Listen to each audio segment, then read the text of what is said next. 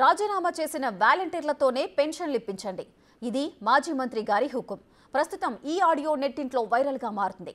ఆటోలు పెట్టి పెన్షనర్లను సచివాలయాలకు తీసుకువెళ్లాలని, ఆటో ఖర్చులన్నీ తర్వాత మనమే చూసుకుందామంటూ ఆడియోలో ఉంది.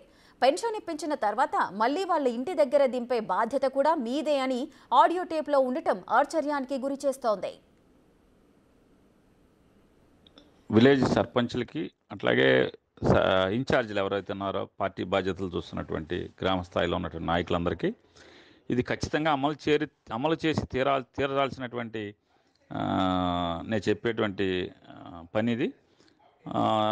మీ పంచాయతీ సెక్రటరీ గారితోనూ వాళ్ళతో మాట్లాడుకుని రేపు పెన్షన్స్ ఎట్లా ఇస్తున్నారు పంచాయతీ ఆఫీసులో లేదా సచివాలయంలో వాళ్ళ ఎప్పుడు ఏ క్లస్టర్లో ఎప్పుడెప్పుడు రావాలి అనేది మీరు వివరం కనుక్కుని మనం రిజైన్ చేసినటువంటి వాలంటీర్లు మీరు కలిసి ఆ పెన్షన్దారులందరినీ కూడా దగ్గరుండి వీలుంటే ఆటో పెట్టండి, తర్వాత ఆ లెక్కలేంటో మనిద్దరం చూసుకుందాం.